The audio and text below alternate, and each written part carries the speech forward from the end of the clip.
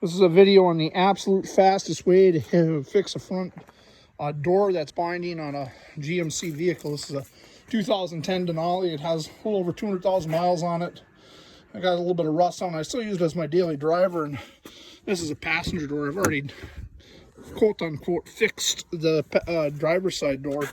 But what happens is there's a pin here in the door that seizes. There's a little roller on there, and it makes the door fairly difficult to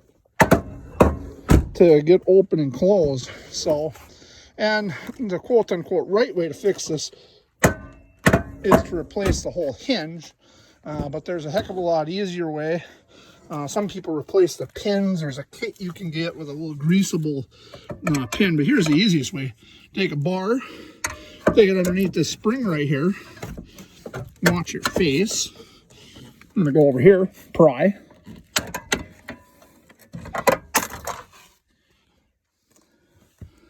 And there's my spring there. There goes the spring. Okay.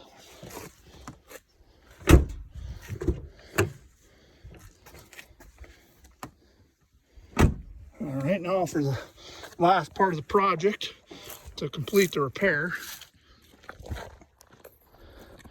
There you go.